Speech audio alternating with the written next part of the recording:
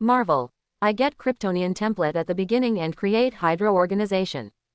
Chapter 41. Carol leaves with the Skuru and travels farther across the universe to find the whereabouts of his kindred. Clark and Fury and the others return to the ground and parted. See you next time, they may be the enemy. Fury is very concerned about Carol's promise to give Clark a Kree fighter, such alien technology he is not willing to let Hydra master. However, from Clark's mouth, he has also learned that Hydra is not so united. It can be said that each snakehead is an independent Hydra, and they may cooperate with each other for interests. But there will also be infighting over interests. Therefore, even if Clark took this Kree fighter, it would not be mastered by all Hydra. It will only be a certain Hydra that will master it. Let's hope things don't get so bad. Fury looked at Clark, who was driving the fighter far away, and thought to himself. El Sugiso. Clark returned here just before noon. After stopping the Kree in a secluded location on the outskirts and making it invisible, he turned away. What followed was a period of calm. It just so happened that he could take advantage of this time to strengthen his strength while developing his Hydra. The current Hydra, at best, is an evil organization. To put it ugly, it is actually a child's play. Clark intends to grow Hydra. After all, this is his main source of points for a long time to come.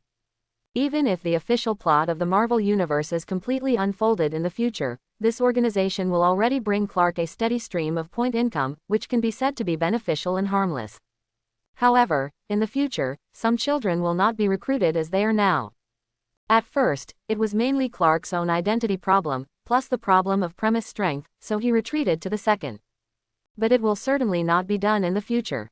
Like these current members, it is difficult to say whether they will stay in the future. There is a high probability that it will not be left. Most of them treat it as a game. Some were forced to join. Nor did Clark expect these people to become the patriarchs of the future Hydra. They are also not qualified. In short, for some time to come. Clark's main task was to rebuild Hydra's internal structure and personnel. Of course, it is impossible to reduce the amount of time spent in the sun every day. The two are not actually in conflict. Clark's idea was to use 10 years to build his Hydra into an organization that was no less than the rest of the Hydra. Regardless of other aspects, at least in terms of the number of members and combat capability, it must go hand in hand. In 1999, the millennium crossed Chinese New Year's Eve. This day is a day that is enough to change his life for many people. Countless families are celebrating this day. Bern, Switzerland. A grand banquet is taking place here. Countless celebrities, gentlemen, dignitaries, or cutting-edge people in the industry gathered together. Celebrate this once-in-a-millennium moment while making connections. Aldridge. Killian is a scientist with some problems with one leg. He is plainly dressed, and he is dressed quite down. There were few scientists like him at the banquet, and most of them were dressed brightly, with fake smiles on their faces, and they completed the transaction after another between pushing the cup and changing the lamp. Killian seemed a little at a loss on such occasions. He kept looking around, as if looking for someone. Finally, he saw his goal. Tony Stark. This man is still the center of everyone's attention even on such occasions. He hurried forward. The limping pace made him almost bump into others several times, and met one after another disgusted eyes. People have become accustomed to judging someone they don't know by dressing. Obviously, Killian's dress at this time made these high-end upper-class people look very unhappy. He even wondered in his heart why the organizer invited such a person. Unprovoked pulling down their level. Or is this just a homeless man who broke in? This statement is obviously more acceptable to them. Mr. Stark. Mr. Stark. Killian didn't pay attention to the gazes of those around him. He raised a hand and shouted as he hurriedly chased after him. Finally at the elevator, he caught up. Ooh, do you want my signature? Tony at this time. Stark is not yet the future Iron Man. He is arrogant, impudent, and unbearable, and does not put anyone in his eyes. No, it's not. I'm a scientist. Killian explained. I have a study that is a great study on the evolution of life, and I think you, Mr. Stark, will be interested. Wow, sounds good. Tony looked at his female companion next to him, thinking about how to get rid of the guy in front of him. He didn't want to waste a night talking to a down-and-out scientist about his ideals. So, what do you think? Tony thought of the words, give me your business card, and then wait 15 minutes for me to meet on the rooftop and talk. The evolution of life is a great research topic. Killian reminded. Yes, let's talk about this great subject, Tony said with a smile, even though he didn't remember that at all. This is my business card. Killian stopped Tony's words, and almost got Parkinson's on the spot, but fortunately he controlled it, and quickly took out one of his business cards from his clothes pocket and wanted to hand it to Tony. Give it to me. Harpy reached for the business card, knowing that his boss didn't like to pick up things handed over. Okay, I now have your business card, you go to the rooftop and wait for me now, and when I send this woman away, I will go to you. Tony leaned over and whispered, winking at Killian. Of course, Killian would not know that Tony was teasing him here, and naive him believed that Tony would abandon women to talk to him about ideals and science. Then we'll see you later. Tony smiled and nodded, then turned his face and forgot about it. Waiting for the next elevator, sitting directly on the top floor, Killian, who ran to the rooftop to wait for Tony, did not know that he was being tricked. He's still too young, too naive, completely ignorant of Tony, what kind of virtuous person Stark is. On the rooftop, it was very windy. Temperatures were low at the end of December. Killian, who didn't wear much, shivered with cold on it. But his heart was very hot. Tony Stark, the most brilliant genius of the century, is about to invest in his project. He thought his life would change forever. In fact, it has changed. But it was different from what he imagined. For the first 5 minutes, Killian was in such a state of great mood that it was difficult to calm down. Wait until the second 5 minutes. He began to feel an icy chill pouring into his clothes, wondering why Tony had asked him to meet on the rooftop. Can't you change the indoor environment? How cold it is here. But he hadn't thought about Tony deceiving himself. Still patient, wait until the third 5 minutes have passed. He began to be anxious. Keep looking at your watch. Keep looking at the exit, wondering if Tony's figure would appear there in the next second. It's a pity, he is destined to be disappointed. Wait until the fourth 5 minutes. Tony still didn't come. Killian began to realize something gradually. There was no longer a smile on his face, and his whole person was as if he was soaked in ice water, and he felt that his hands and feet were frozen. The harsh reality made it difficult for him to accept. He even deluded himself into thinking, could it be that Tony was entangled by that woman? Maybe he'll be there in a little while. Wait until the fifth 5 minute passes. Killian was utterly desperate. He knew he had been tricked. Tony didn't want to meet him at all and wasn't interested in his project at all. See you in 15 minutes. That's all a lie. Thanks to him, he was convinced. Why is this? Killian felt his world plunge into darkness, with only the biting wind reminding him of where he was. He faltered, almost falling several times.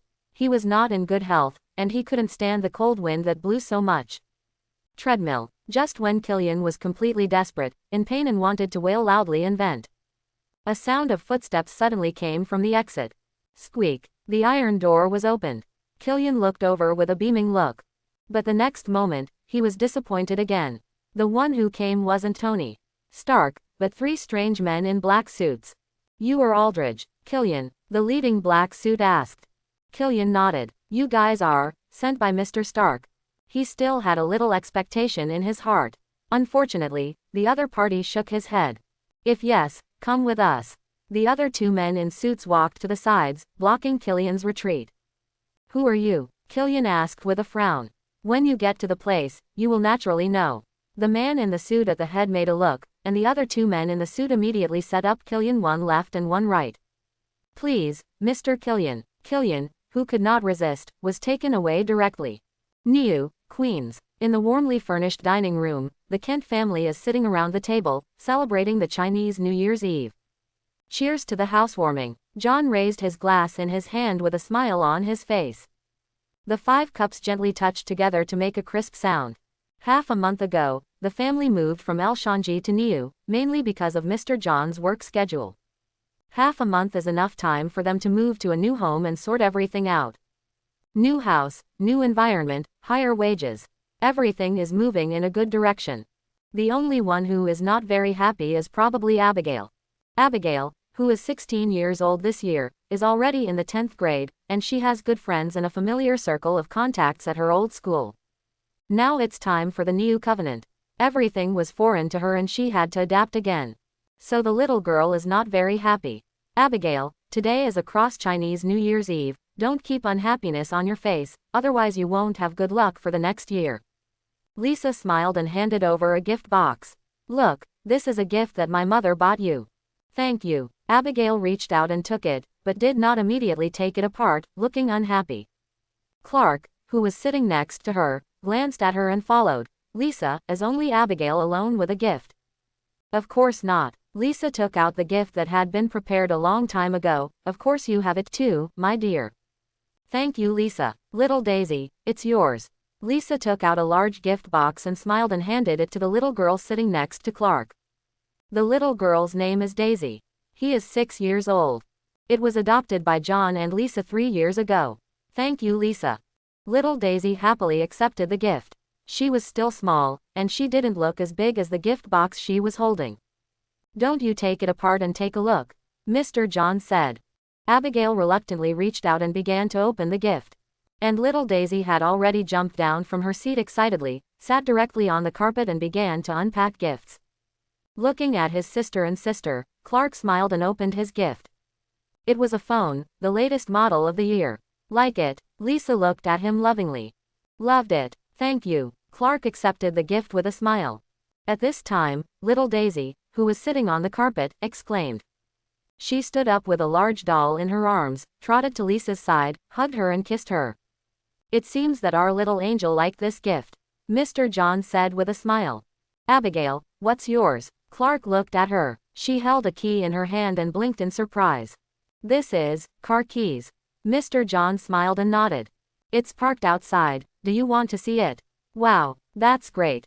Abigail, who was still not in a high mood just now, jumped up from her seat directly excited. She quickly turned around and ran out the door. After a while, I heard a burst of exclamations from outside the door. John, what car did you buy for Abigail? Let her be so excited.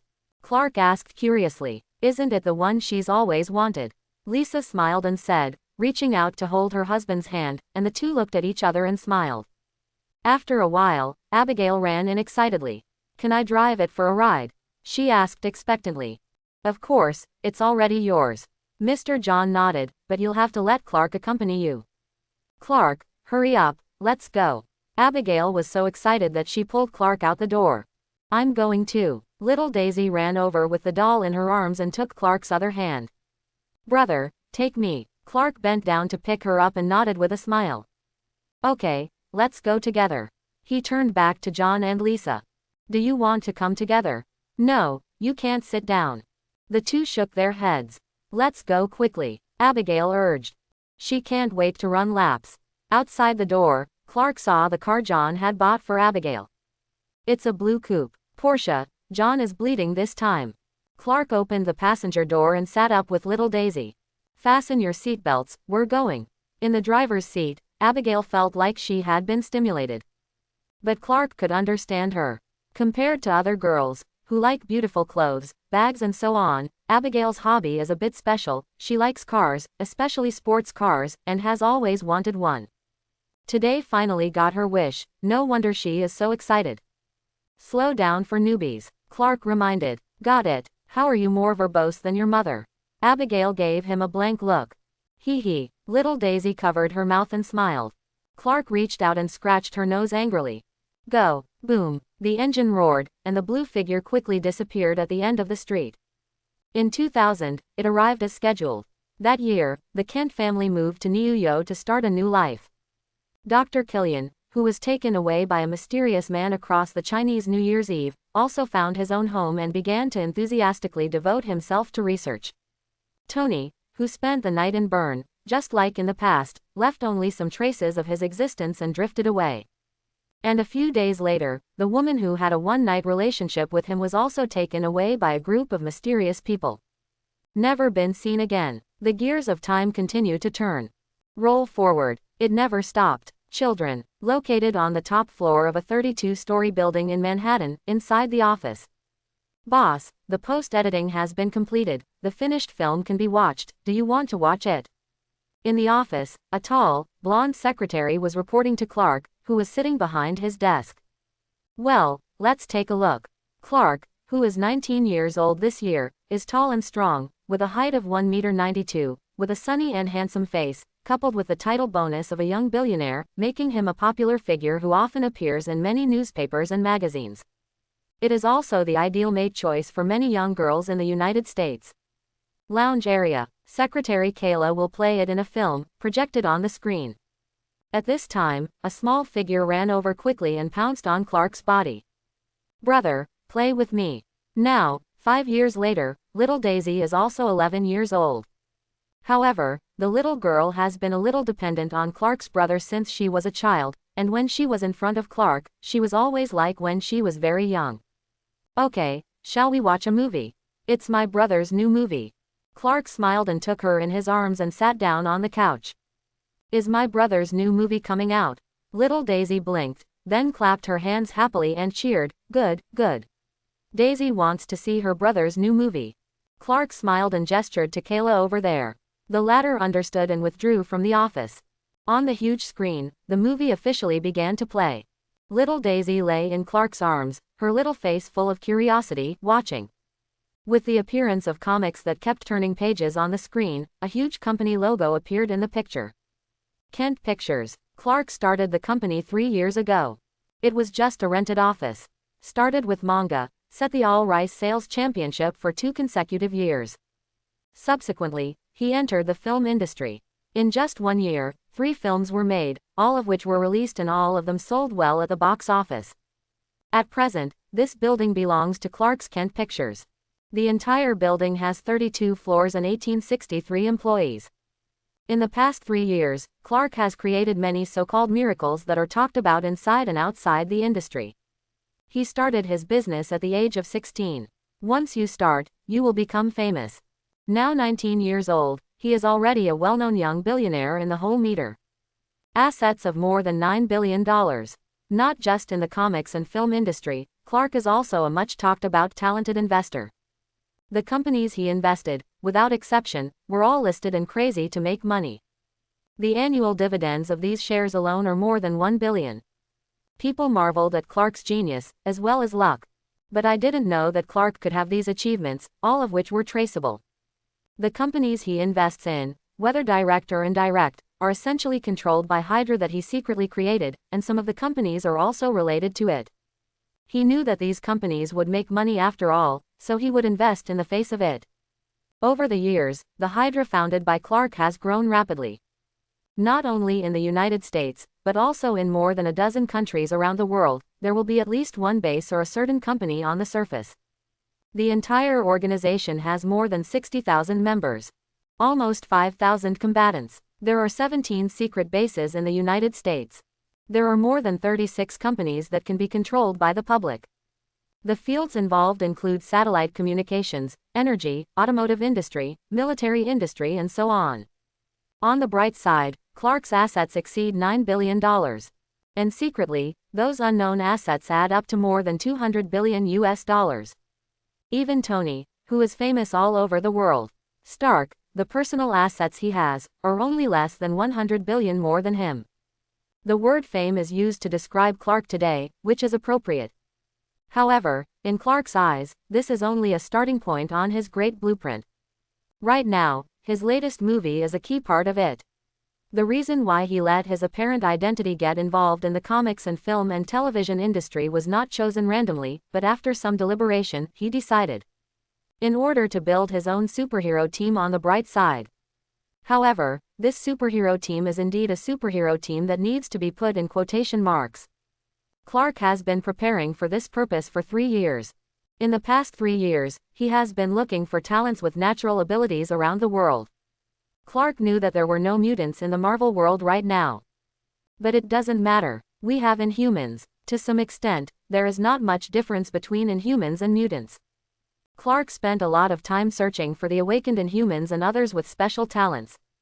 After 3 years of unremitting efforts, he has also found many talents in this field.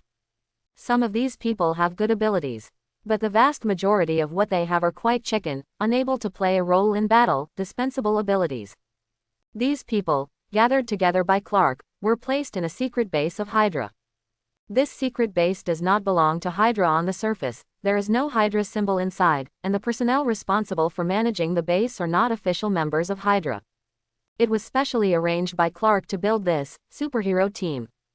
The location is in a remote part of the coastline in the state of Niue, where there are no other buildings within a radius of 4 or 5 miles, except for one road, through which the base passes. Clark placed those people there, instilled their ideas in them, and trained them up front. Today, the first members to live there have been for almost 2.5 years. Clark also felt that it was time for them to come out and shine. Rest area. The nearly 2-hour film was quickly screened. Little Daisy obviously looked like she hadn't seen it yet. "Brother, can you fly like the Protector Superman in the movie?" The little girl held Clark's arm and looked at him with curiosity and expectation. "Of course, don't you see it, that's me," Clark said with a smile. "Oh yes, that's great, my brother can fly." Little Daisy jumped around on the couch excitedly. After a while, she pulled Clark and wanted him to take her on a fly. Clark did not refuse. But now the time has not come, he will not fly outside too ostentatiously, just hold little Daisy and fly around the office. Just like this, it has already made little Daisy excited for half a day and can't close her mouth. Today is Children's Day. Clark took little Daisy home after taking care of his business. His current residence is a beach house by the sea. The villa has a huge front yard with a private basketball court in the yard, helipad for helicopter parking, tennis courts, swimming pool and other external facilities. On the seaside side, there is a private dock where 2 of Clark's yachts are parked. He has a dedicated private yacht caregiver who takes care of him regularly. The same goes for his helicopter. From the top floor of Kent Pictures, take a helicopter ride back to the villa. Clara pulled little Daisy's hand, and before the two entered the door, 2 small figures ran over quickly. "Brother Clark. Brother Clark." 2 small figures, one of which is a little princess who looks like a pink jade. Wearing a white princess dress, she threw herself into Clark's arms as soon as she came up, holding him and not letting go. The other is a little boy with a cool expression. After the little boy ran over, he saw that there was already someone in his Clark brother's arms, and he immediately pouted unhappily. "Wanda, you're sneaking away again." The little boy looked unconvinced. When the little girl in Clark's arms heard this, she turned around and stuck out her tongue at the little boy, grimacing. The angry little boy stomped his foot dryly, but he couldn't help his sister. "Wanda, hurry up and get off your brother." As soon as little Daisy saw that her exclusive position was forcibly occupied, she was immediately unhappy. "I don't." Wanda also stuck out her tongue at Daisy, holding Clark with both hands and not letting go. "HMPH, I won't play with you in the future," little Daisy said breathlessly. Clark looked at the 3 little guys in front of him, with a smile on his face, and felt that his soul had been healed a lot. He walked into the villa with 3 small ones. Because today is Children's Day, Clark promised them to accompany them for the holiday. Therefore, after today, he handed over to these 3 little ones. Playing with small children is a very tiring thing. But Clark enjoyed it. He enjoys this atmosphere between children, which is not as complicated as the adult world, and is very pure. Looking at Wanda and Daisy, who were still shouting that they would never play with each other again, and after a while, they played happily together, and Clark also laughed. Pietro kind of doesn't join the 2-person game. However, he didn't like to play with little girls. He directly pulled Clark, took his beloved gamepad, and yelled that he would single out Clark, and this time he would definitely win him. Clark naturally agreed with a smile. Then he abused Pietro over and over again in the game. Wanda and Pietro were met by chance by Clark a year ago, when they were homeless and had just escaped from an orphanage. Clark invited the 2 to a meal, and the relationship became connected. After that, he adopted the 2 little ones with his connections. Although he was only 18 years old at the time, it is reasonable to say that he was not allowed to adopt children, and he was still 2 8-year-olds. But the relationship that can't stand Clark is tough enough. All procedures are omitted directly, and the money is done. After that, the 2 little ones settled in his villa. "It's been a year since I lived." In the evening, Abigail also returned from school. The 5 of them had a warm dinner together, and after the meal, the 3 little ones played until almost 10 o'clock, and then began to yawn uncontrollably. After coaxing the 3 little ones to sleep, Clark chatted with Abigail for a while. Abigail is a junior this year and will graduate next year. There is no need to worry about problems at work. Abigail is a very assertive person. Once Clark wanted her to work at Kent Film after graduation, but Abigail refused. She has her own ideas. Clark also respected her opinion and did not intervene. When are you going to find a boyfriend? In the living room, Clark poured Abigail a glass of water, sat down and joked with a smile. This is a question that he has asked several times in the past 2 or 3 years. The answer is always the same. What kind of boyfriend to find, how free and easy it is to be alone, I don't want to find someone to manage me. Abigail took a sip. But you, the famous young billionaire, what about your girlfriend?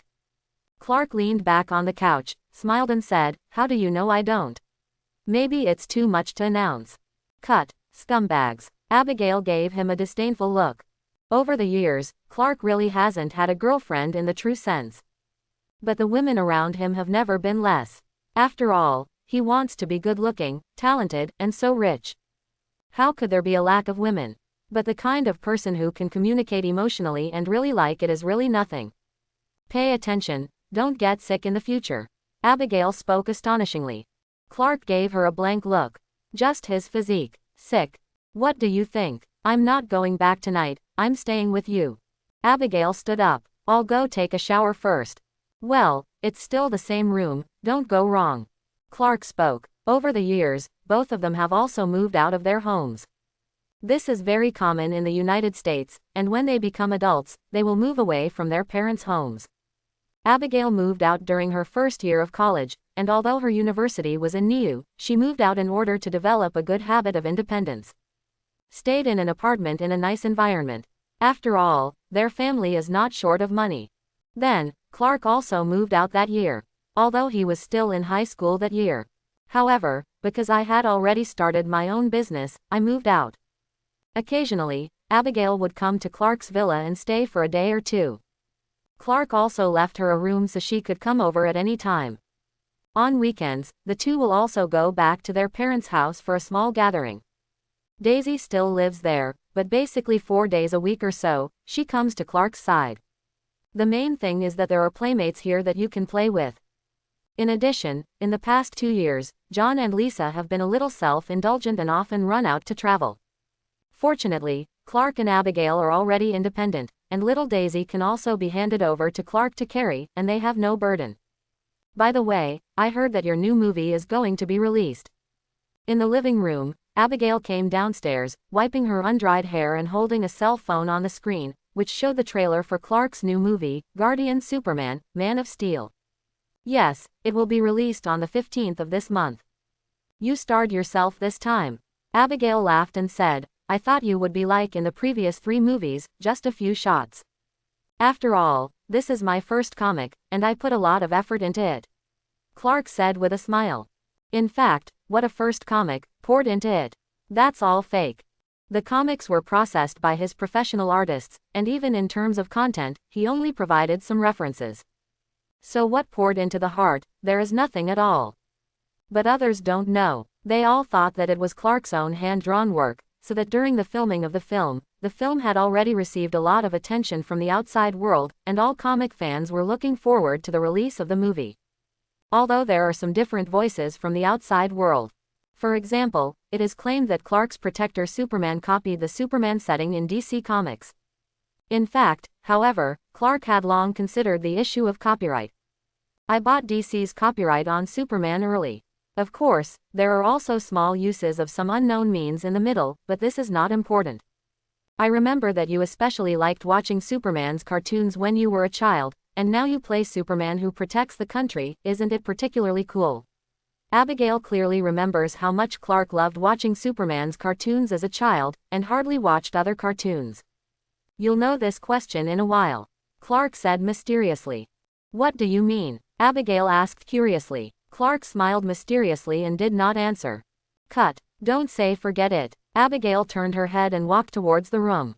I'm going to sleep. Don't call me tomorrow morning, I'm going to sleep all day. On June 15th, Kent Pictures' latest movie, Guardian Superman, Man of Steel, was officially released. The premiere was almost full, not only comic fans, but also passers-by who came to the cinema to watch it after watching the trailer or under the Amway of friends. This also allowed the film to win $86 million at the box office on the day of its release. 97% freshness on Rotten Tomatoes. Many celebrities on Twitter rushed to recommend the movie. Even the famous Tony Stark both posted a good movie on his Twitter. The Marvel World Twitter was born in '04. You know, this guy's poisonous tongue is notorious. To let him describe it as good is already a very high evaluation. No one would think that Tony Stark received money from Kent Pictures. After all, the two are not the same volume at all. As a result, many people who did not pay much attention to this movie also walked into the cinema to watch this movie because of these bombarded news. In the first week, 5 days, of the release of Superman, Man of Steel, the national box office accumulated $476 million, a record high. The global box office has exceeded $600 million. Some insiders predict that the film's total box office worldwide may exceed $1.5 billion. This will become the second highest grossing film in global film history. All the news is praising Clark, the young billionaire, some praising his excellent acting skills, some praising his precise vision, and more, praising his talent. Justice League Headquarters. Justice League is Clark's name for his superhero team. On the one hand, it is a doctrine, you don't need to spend your own thoughts, and on the other hand, because this name has been deeply rooted in the hearts of the people and can better resonate. Anyway, the relevant copyright Clark has already purchased. No one would criticize the name for that. Even after the revenue of Guardian Superman, Man of Steel, arrived, Clark had plans to acquire DC Corporation. DC in the Marvel world is not very well mixed. At least for now, it's not a good mix. If you want to buy it, it is not difficult. In the conference room, there are already many people present. These people are all wearing strange clothes that seem to outsiders, and those who don't know people may think that this is an offline meeting for fans. In fact, everyone here has special abilities beyond ordinary people. At this time, the door of the conference room was pushed open. Clark strode in. Guys, I promise that your day has arrived. Clark waved his hand, a light projected the picture on the screen, accompanied by a burst of fighting background music, and the figures of superheroes appeared in the picture one after another. Look closely, the figures of these superheroes are the people present in front of you. Next, the world will usher in an era of superheroes, and all of you here will become the focus of this era. Clark declared loudly, you will become idols sought after by countless people. Popularity surpasses all the so-called superstars in history. Your words and deeds will become the object of imitation by countless people. The most important thing is, Clark swept his gaze across the audience and said loudly, you will get money and power that were once unimaginable, and everything you once wanted but did not get, will be at your fingertips in the future. I'm going to get rich, haha. A big man next to him laughed exaggeratedly. Although others are not like him, they all have smiles on their faces and look forward to a better life in the future. Carl is right. Clark smiled and patted the big man's shoulder and said, you will all become rich, as long as you do what I tell you and remember what I taught you, wealth will continue to flow to you. Boss. Clark looked at the man who spoke with displeasure. Slip of the tongue. It is the speaker. The other party quickly changed his words and said, what are we going to do next? My blood is already boiling, and I can't wait to punish evil and promote good now. Huck, if you want to punish evil and promote good, do you first have to destroy yourself? A green-haired man next to him laughed. Huck glared at the other party, pouted and said, what do you know, Lao Tzu has long abandoned evil and turned to good since he followed the speaker. Hearing Huck's words, everyone couldn't help but laugh. Just him. Abandon evil for good. Don't even think about it in your next life. The shortest of them had lived together for a few months, how could they not be familiar with each other's instincts? To put it bluntly, none of those present here are good people. They don't care about punishing evil and promoting good, all they want is to make money and make a lot of money. Then enjoy the life of the rich. That's what they want. Don't worry, I will arrange a time for you to appear. Clark knows these people in this room best. Each of them was personally recruited by him. The routine used is nothing more than beating first, and then luring it. So he knew very well that these guys were actually heinous villains. The most kind of them also had at least a dozen innocent blood on his hands. The things he has done are enough to be shot hundreds of times. But it doesn't matter. Clark never wanted a group of real heroes. All he wants is a bunch of obedient lackeys. As long as these dogs are obedient enough, he will give delicious bones. And as soon as the lackeys are disobedient, then they will be directly beaten to death with a stick. Anyway, he does not lack such lackeys. In the conference room, Clark announced the incident and told everyone else to step back. Only Carl and a strong woman who were more than 2 meters tall were left. You two prepare for the next few days. Tomorrow I will ask someone to send me a script. You all memorize it for me. Not a word is allowed to be wrong, understand? A breathtaking momentum enveloped the two. Don't worry, speaker. Carl quickly patted his chest and assured, I will definitely memorize it, and it is good to ensure that every word is good.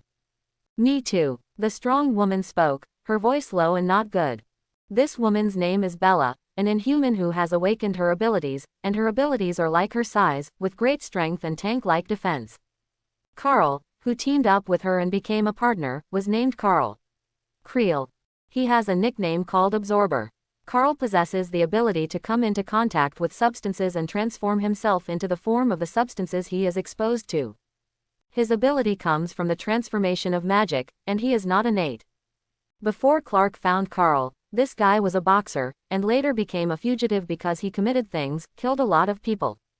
It was Clark who gave him a new life and wrote off his original criminal record. Otherwise, he will have to live a life of wandering everywhere, and in the future, he may be favored by other Hydra organizations and reduced to a thug and tool man.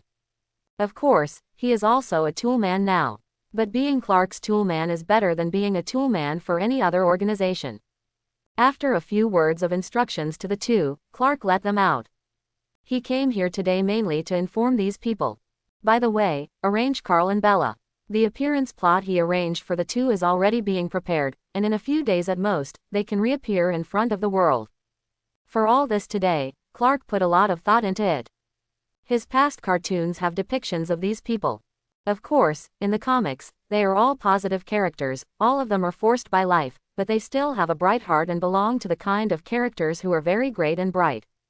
Among them, like Carl, is a knight hero. Originally a boxer, he lost his family due to persecution by criminal organizations. From then on, he began to become a hero in the night, fighting criminals all over the city. This template, Clark is applying the template of Daredevil. It's just polished and adapted. Coupled with the personal operation of professional painters and the cooperation of more than a dozen professional screenwriters, a Shadow Man was born. There is also Bella, although her role in the comics is not as heavy as Carl's, and she has her own independent comic book single, but she is also one of the main superheroes in a series of comics. Clark gave her a background setting that she was rejected by people around her because of her overly strong body since she was a child, but the little girl was still kind and helpful. However, in an accident, the girl's parents lost their lives. The little girl has to live a lot of bala with her uncle and aunt, to paraphrase the tragic experience of Spider-Man. Parents died in an accident at an early age. The uncle who raised himself also died in a shooting case, leaving a sentence before dying, the greater the ability, the greater the responsibility. Since then, the girl has embarked on a path of fighting criminals and protecting the peace of the city. In addition, everyone else is similar to some routines. Anyway, since he was a child, his parents died, and he didn't get much love from society, but he still had a bright heart, and then after an accident, he became a superhero character who guarded a city. This setting is like a hero saving beauty. Corny though corny. But it always tastes good. Hardly outdated. Next, it's my turn to protect the country Superman. Clark looked at the scenery outside the window, and the corners of his mouth couldn't help but raise slightly. On July 1st, Kent Pictures' Protector Superman, Man of Steel, was released for half a month. The cumulative box office has exceeded $1.2 billion. At this time, the popularity of the movie gradually began to decline. At noon that day, an urgent news suddenly appeared on the television news, and a plane taking off from Niue was hijacked by terrorists shortly after takeoff. The terrorists on the plane not only demanded the release of a felon, but also demanded the preparation of $1 billion for excessive conditions. As soon as the news came out, it shocked the whole country for a while. Niue is about over 2,500 meters above the sky.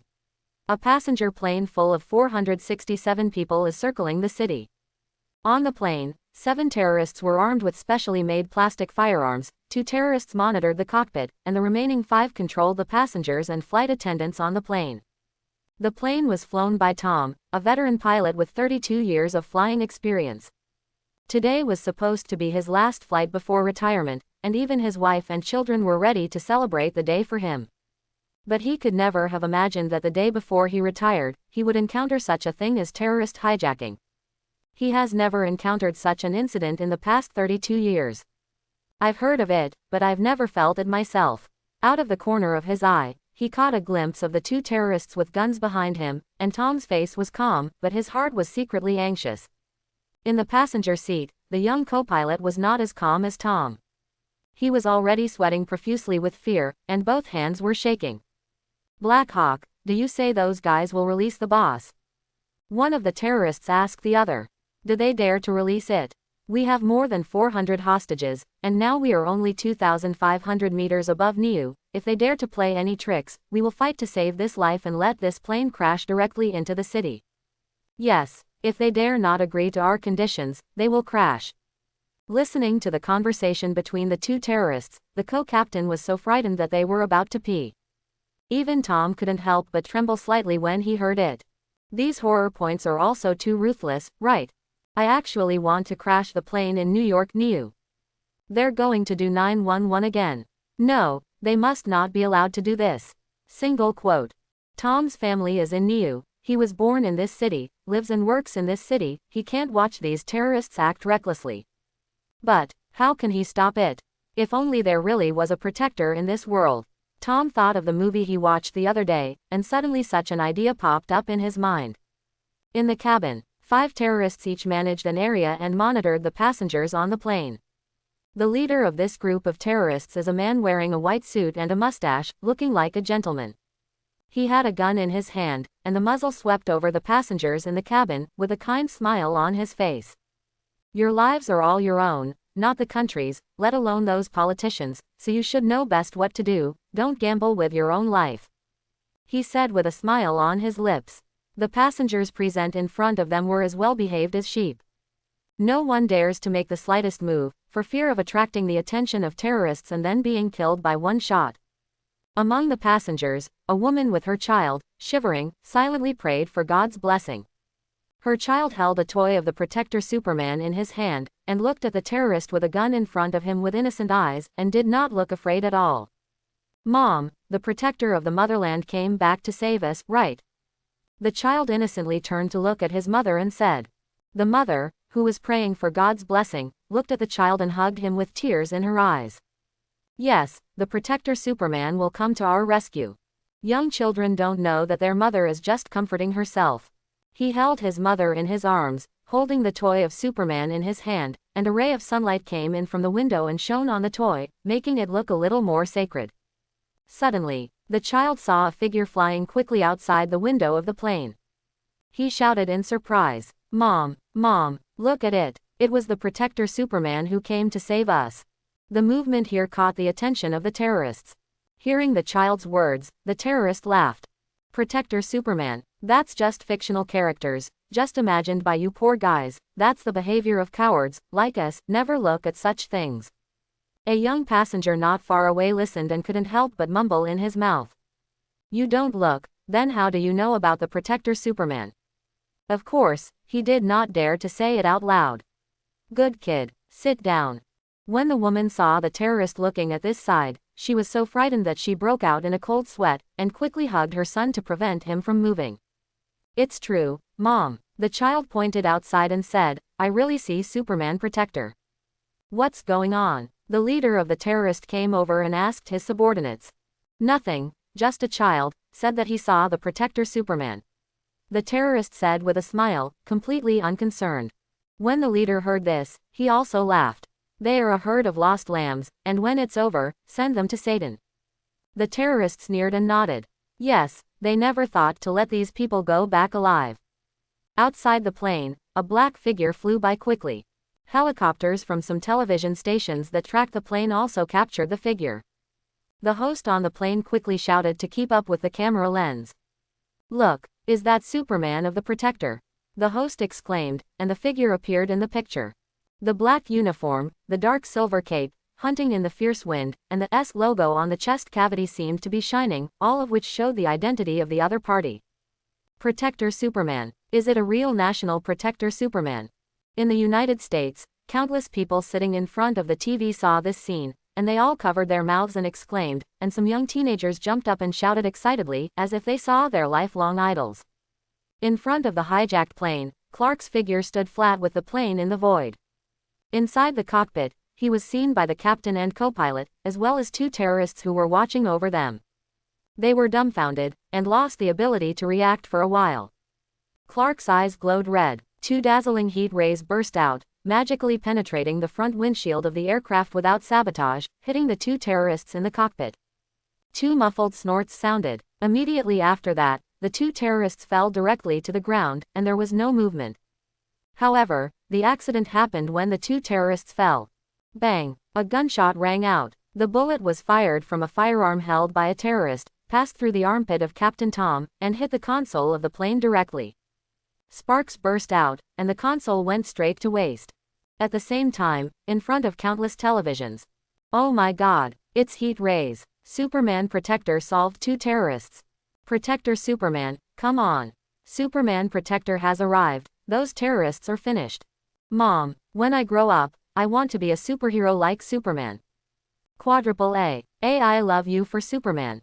Seeing that the Superman in the TV easily got the two terrorists, the audience in front of the TV immediately became excited, some cheered loudly to celebrate, some shouted the name of the Superman who protected the country, and some covered their faces and cried, but showed a relieved smile. That's the families of the passengers on the plane. SHIELD, Trident headquarters. Inside the director's office. The door opened, and Coulson, whose hairline had gradually moved back in recent years, walked in quickly through the door. Director, something happened. Coulson put down the tablet he was holding. About an hour ago, a plane full of 467 passengers from Kennedy Airport was hijacked by terrorists demanding the release of a felon, as well as $1 billion ransom. But just a few minutes ago, things changed. He showed up, Chief. Coulson was slightly emotional. Who is he? Fury, who had already had a bald head, reached out and picked up the tablet on the table and looked at it. Real-time news is displayed on the screen. It was the scene where Clark used heat rays to eliminate two terrorists. After Fury saw it, the pupils in his eyes couldn't help shrinking. Protector Superman, he raised his head, revealing a pitch-black face and only one eye. Yes, Fury did not escape in the end, still blind in one eye. I just don't know if I was caught by goo this time. Yes, Chief, it is Superman who protects the country, he appeared in reality. Coulson is also a fan of the Superman comics. As soon as the manga came out, he bought a copy and has been obsessed ever since. If it weren't for the absence of holidays during this time, he would have gone to the cinema to watch the latest movies. So after seeing the picture in the news, he immediately realized something and immediately ran to inform the director. Is this person's identity confirmed? Fury asked. Already confirmed. Coulson nodded and said, Clark Week Kent, born in El Chaniso, is 19 years old this year, and is also the youngest billionaire in the whole of the country, single-handedly founded Kent Pictures, and the comics of Superman are his works. Confirmation can't be wrong, Fury asked with a frown. Coulson nodded firmly. He didn't want to hide his identity, Chief. Knock knock. There was another knock on the door. Come in, Fury said. The door opened, and a well-dressed Hill came in through the door. Director, something happened. As soon as she came over, Hill saw the tablet in Fury's hand, and she glanced at Coulson, who nodded slightly. Well, it looks like you already know. Hill said, this matter is no longer a crime of an ordinary nature, Chief, what should I do next? Wait a minute. Fury looked down at the picture on the tablet. In the picture, Clark's figure went straight through the plane and entered the interior of the plane. He went straight through. Fury hasn't read much of the Superman manga, so he doesn't know much about it. However, the two people in front of him are fans of this series of comics. Director, the Protector Superman has dozens of special abilities, and penetrating matter is only one of the less conspicuous. Coulson said to Farikop, 2,500 meters in the air. Clark went straight through the outer layers of the plane and into the interior of the plane. Blurring allows you to shuttle between any physical matter, come and go freely. This is Clark's ability to draw in a year's annual package. This ability has not greatly improved his combat ability, but it has greatly improved the ability to save his life. But with Clark's strength now, looking at this planet, I am afraid that the Supreme Mage can make him look at it squarely. As for the rest, that is, the Hulk, who is about to be born, can wrestle his wrists with him. The strength of the Hulk varies in the original comics, while the Hulk of the movie universe has been weakened by a large margin. Clark also doesn't know that the upcoming Hulk is based on the setting in the comics. Or is it the setting of the cinematic universe? Originally, when he first thought that this world was a simple Marvel Cinematic Universe, because all aspects of the information he had could match the content of the cinematic universe. But as his Hydra continued to develop and he had more and more information, Clark gradually discovered some differences between this world and the Marvel Cinematic Universe. By now, Clark does not dare to say that this world is the Marvel Cinematic Universe. It can only be said that it is closer to the setting background of the Marvel Cinematic Universe, but it is not exactly the same. Therefore, even he could not estimate in advance how strong the Hulk really was. If it is an orthodox barbaric Hulk, then the power under normal conditions can reach 150 million tons. This is an extremely frightening number. Clark himself has not tested, can his strength reach this level? When he was 16 years old, he tried to carry a mountain with relative ease. However, it is a small to medium-sized mountain, estimated to weigh several million tons. Now, 3 years later, Clark hasn't tested it since. However, the unlocking degree of his Kryptonian template has been improving over the years, and in 3 years, from hundreds of millions of tons to more than 100 million tons, it is not a problem. So if it was a simple competition for strength, Clark felt that he would not lose to the Hulk. Moreover, he not only has this powerful muscle power, but also has other abilities. In contrast, the Hulk also has the ability to be infinitely angry. But this ability to say that bugs are indeed bugs, but it has a very fatal weakness. That is the newly transformed Hulk, who is easily knocked unconscious. Once knocked unconscious, the ability to be infinitely angry is useless. The Hulk should be born this year, and then give it a try. Clark thought to himself. However, now is not the time to think about this, it is better to deal with the matter in front of you first. Don't worry, it's already fine. After Clark entered the cockpit, his eyes fell on the two captains and comforted him. Protector Superman, are you really a Protector Superman? The co-pilot's age is relatively young, and he looks far less stable than the captain. At this time, he was very excited to see Clark. Leave it to me here, you're safe. With a kind smile on his face, Clark gently patted the other person's shoulder. But the plane, it'll be fine, Clark said with a smile. I don't know if I was infected by his smile, and the co-pilot, who was nervous just now, quickly calmed down. Knock knock, Black Hawk, what's going on inside? The terrorist knocking on the door asked loudly. Clark looked away. His gaze easily penetrated the cockpit door and saw the other side of the door. A terrorist armed with a firearm stood in the doorway, looking wary. The corners of Clark's mouth raised slightly. Next moment, 2 heat rays burst out from his eyes, directly piercing through the cockpit door, and then penetrating the terrorist's heart unabated. Poof! The terrorist, whose heart was mostly melted, fell directly to the ground and did not move. Clark's body passed through the door and appeared in the aisle where the cabin connected to the cockpit. On the seat next to it, several bound flight attendants saw it and excitedly made a whine sound. It's okay, you're safe. Clark nodded and smiled at them. He walked down the aisle and into the cabin. The terrorists in the cabin spotted him for the first time. What are you? The terrorists turned their guns on him. It's Superman who protects the country. There were children shouting loudly. Mom, the Protector Superman has come to save us. The terrorist leader in the white suit frowned, sneered and said, what should Protector Superman, a clown in a circus, thinks that wearing this ridiculous dress is a superhero? He turned his gun on Clark. Boy, this is not the place for you to play circus. Bang! The terrorist leader opened fire decisively. As soon as the gunshots rang out, it immediately caused the screams of many passengers in the cabin. Dang! The bullet hit Clark's cheek, slammed it flat, and fell on the cabin floor. Don't be afraid, you'll be fine. Clark completely ignored the terrorists, treating them as if they were air, just smiling and calming the emotions of the passengers on the plane. Chapter 51. How is that possible? The terrorist leader looked at the gun in his hand in disbelief. He even wondered if someone had transferred the bag, that's why it was like this. Big brother, this seems to be a real national protector. One of the terrorists swallowed his saliva, and cold sweat broke out on his forehead. He had read the cartoons of Superman Protector, and even before they hijacked the plane, he went to the cinema and watched the movie. The Superman who protects the country in front of him, whether it looks or dresses, is exactly the same as in the movie. He just had the feeling that he had traveled back in time to the movie. And now, his brain was shrouded in fear. Syllable. The terrorist leader slapped his subordinates in the face. Fart. What shit to protect the country, Superman, that is just a fictional character, and it is impossible to exist with Ben in reality. I don't believe I can't kill you. He roared and fired continuously. Bullets kept hitting Clark's body and face. One even hit his cornea. But the result is the same. All smashed and fell to the floor. Why are you still stunned?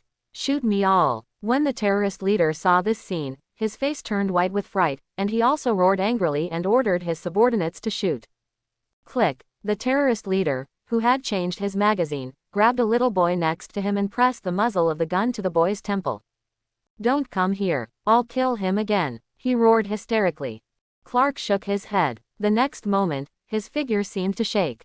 Then I saw these terrorists in the cabin suddenly fall to the ground in unison, all of them with abnormal necks twisted, and their faces still maintained the expression of the moment before death.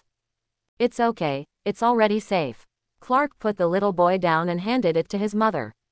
At his feet was the body of the terrorist leader. The same neck is screwed off. Before he died, he still had a fierce and evil expression on his face, as if he was still threatening Clark not to come over. Superman protector, I knew you would come to save us. The rescued little boy did not look scared at all, but showed Clark the Superman toy he had in his hand. Clark smiled and patted the little boy's head. Everyone, please fasten your seat belts, we are going to start landing. The passengers in the cabin nodded obediently and began to fasten their seat belts. Clark also slowly sank to the floor at this time. The next moment has already appeared under the plane. The biological force field enveloped the entire plane, and he raised his hands high, grabbed the bottom of the plane, and began to use his own power to reduce the speed of the plane's fall. Around the plane, on a large number of radio helicopters, one camera after another focused on this scene. Everyone can now see that Superman has solved the terrorists on the plane and is now escorting the plane back to the ground safely. Oh, my God, he actually carried a plane. He's too strong, I want to, oh no, it's great. The female reporter in front of the camera was stunned for a while, and almost said what she thought. At the same time, countless viewers across the country are also standing in front of the TV at this moment, watching this scene. 1,500 meters, 1,000 meters, 500 meters. As the altitude continues to decrease, some people can look up to see the huge shadow of the aircraft in the sky. And the figure holding the plane was deeply imprinted in their minds. Click. Clark landed on the runway of the airport. The runway under his feet was directly cracked by him. He slowly bent down to let the wheels of the plane land on the runway of the airport, and only let go of his hand when he landed completely smoothly. At this time, ambulances, police cars, fire trucks. One by one, they arrived and stopped at the perimeter of the plane. There are also TV reporters, who also ignored the obstruction of the airport, and some directly broke in, just to be able to interview Clark at the first time and grasp first-hand information. Mr. Clark, are you really a protector of the motherland? Are all those comic works of yours true? Mr. Clark, what do you think about this hijacking? Why did you show up all of a sudden, and is there a special reason for this? Mr. Clark, a large number of long guns and short cannons crowded in front of Clark. Countless shots were focused on him. These journalists ask everything. There was even a boring one who asked him if he had a girlfriend. The reason why I did this is just to save these innocent lives, and if you have this ability, but you don't help these people, then you will also bear some responsibility for their death. With great power comes great responsibility. I said this in the comics, and I am willing to take this responsibility. Against these lenses, Clark's performance can be said to be flawless. A similar scene, in fact, he had practiced many times before, and even among these journalists, there were their Hydra people mixed in. Including all this that happened today, this hijacking incident was planned by Clark in advance. Everything is scripted. Mr. Clark, will you fight criminals and protect the peace of this city in the future, as you do today? A reporter asked aloud. Clark smiled and nodded. Of course, this is my mission. In addition, I will hold a press conference at Kent Film at 1 p.m. tomorrow, when there will be an important announcement. Boom. After speaking, Clark rose up under the gaze of a group of reporters, and disappeared at the end of the sky in the blink of an eye. Some of the special department personnel who had just arrived pounced. However, they got the news from reporters that tomorrow at 1 p.m., Kent Pictures will hold a press conference. When they got the news, they immediately reported this information. S.H.I.E.L.D., Trident headquarters, inside the director's office. The cold wind blowing from the air conditioner made Coulson in a suit feel a little cold. Coulson, tomorrow at 1 p.m., you will represent us in S.H.I.E.L.D. to meet this Protector Superman. Nick Fury put down the tablet in his hand and raised his head to look at him. The other party's danger level is extremely high, pay attention to safety. Also, Hill, you take this video, let those experts analyze it, I want to know some specific information about this national protector. Hill and Coulson nodded and turned to leave the office. It's time to reach out to Carol and ask when she's back. Fury stood up and walked to a secret room in the office. The last time he contacted Carol, the other party said that he had almost found those screw people who were lost in the universe. If you calculate the time, it should be about the same by now. White Palace, Office of the President. The blonde elderly president reached out and rubbed his cheek, his brow furrowed, looking at the paused picture on the screen in front of him. After half a ring, tell me your opinion, the president spoke. The few people sitting in front of him were silent for a moment before anyone spoke. If the other party is really the Superman who protects the country in the comics, then my advice is, you can't be an enemy. An old man in military uniform spoke. My subordinates sent me a piece of information that the speed of the other party when he left, the fastest time reached 600 times the speed of sound, which is far faster than the speed of any of the weapons we have, and if there is a war, our weapons will not be able to hit him. The intelligence minister in a suit spoke. According to the information we have now, Clark, weak, Kent, the Superman who protects the country, has a strong sense of social responsibility, except for some bad deeds in his childhood. His upbringing can be described almost perfectly. Such a person, unless he begins to disguise himself from a young age, otherwise, I have reason to believe that he will not do anything harmful to society. Several people present expressed their opinions one after another, and then looked at the president in front of them, waiting for him to summarize. Then let's observe for a while. Also, contact the Homeland Strategic Defense Attack and Logistics Support Agency. Their names are too awkward. Anyway, contact their chief and let them follow up. Yes, Mr. President. Kent Pictures, 32nd floor office. Clark was on the phone. The call was from John and Lisa. The main thing is to ask about his situation. In fact, the two have long noticed the difference of their son, but they did not expect that Clark would make such a decision. But it doesn't matter if it's John or Lisa. They all supported Clark in doing so. Our little Superman has finally become a real Superman, Mr. John said with a smile, his tone full of pride.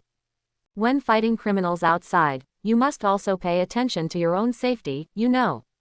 Lisa was worried about Clark's safety, although Clark repeatedly assured that no one in this world could hurt him.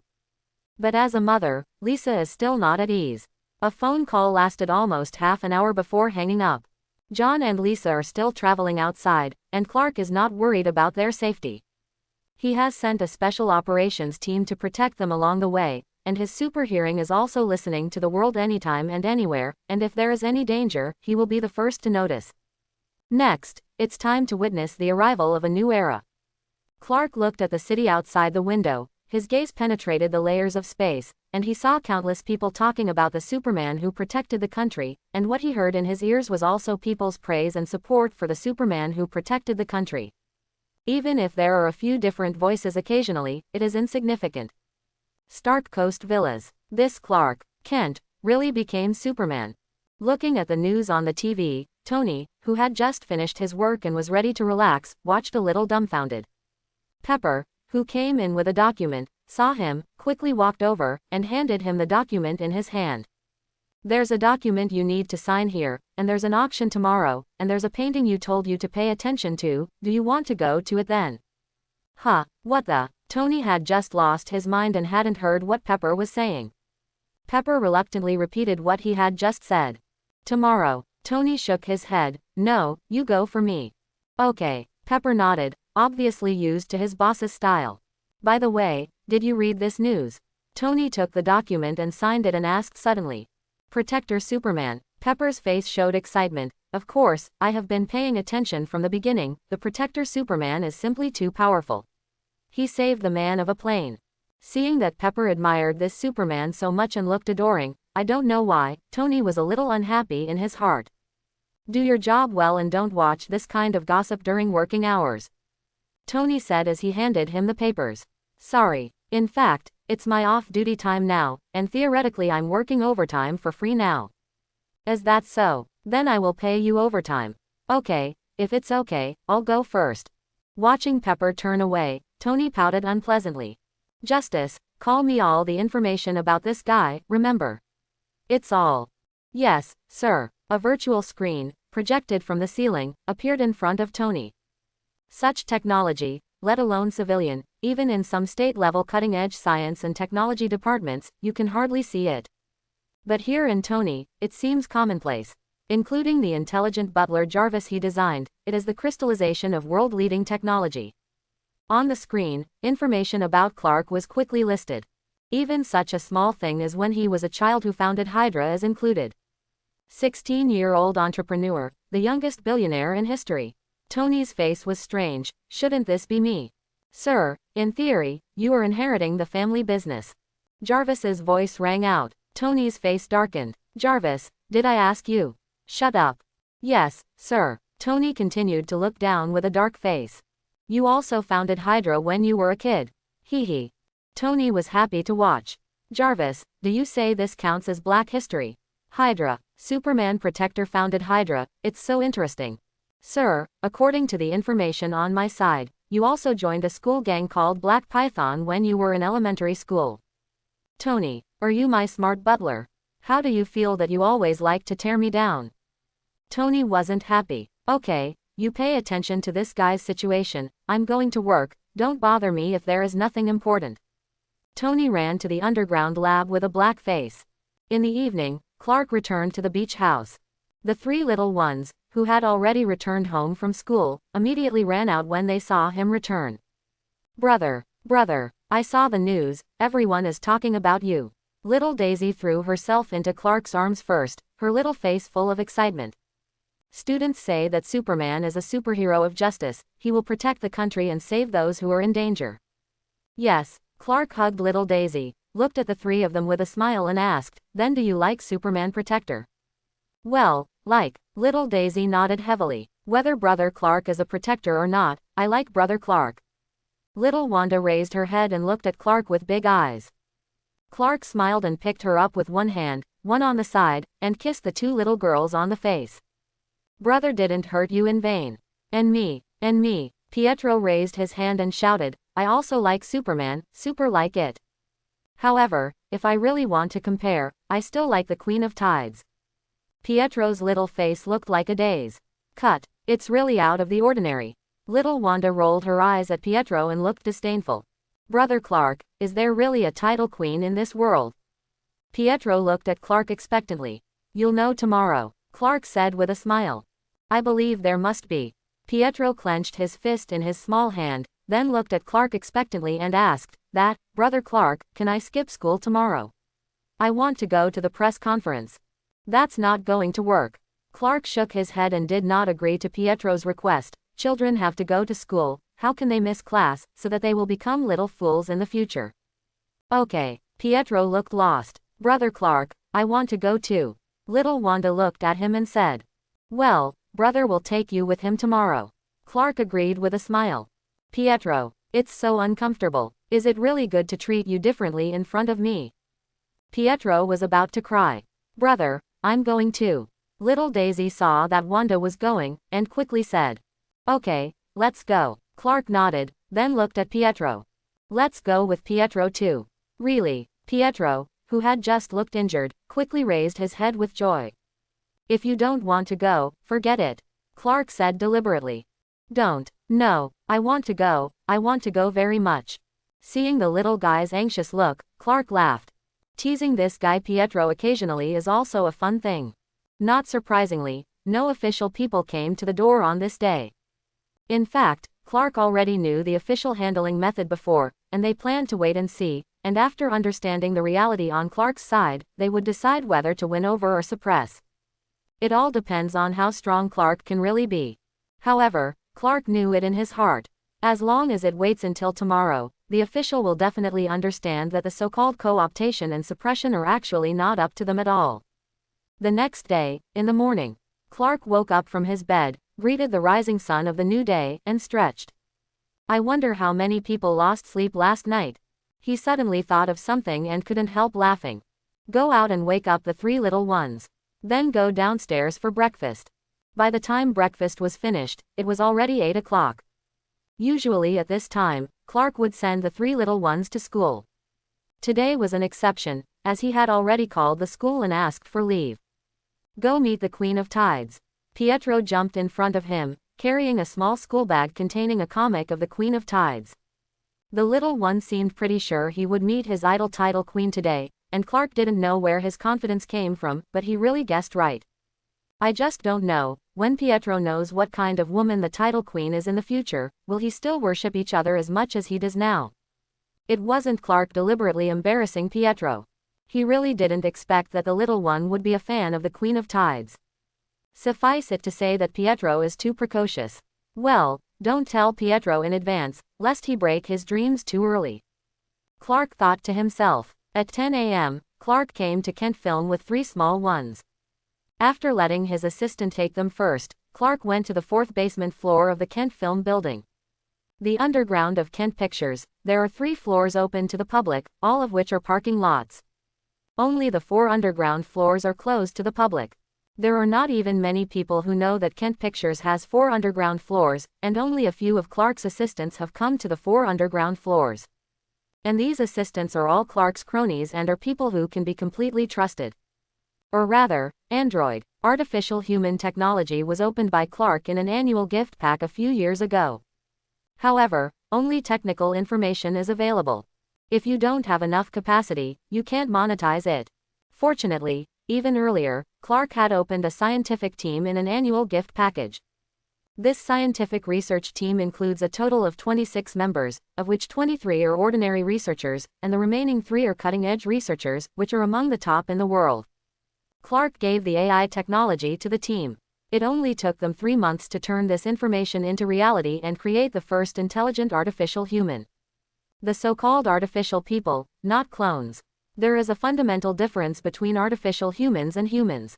They look like humans on the outside, but in fact they are mechanical structures inside.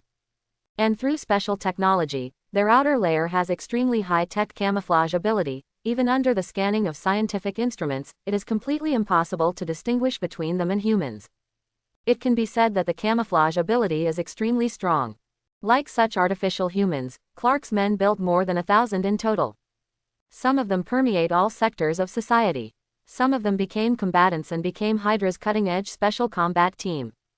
Artificial humans are much more powerful than humans, depending on the materials used in the manufacturing process and the main process. Ordinary artificial humans can reach about 5 times the strength of ordinary people. The artificial humans that exist as combatants have 10 times the ability to reach ordinary people in terms of strength. And also proficient in various combat methods. What's even scarier is their execution.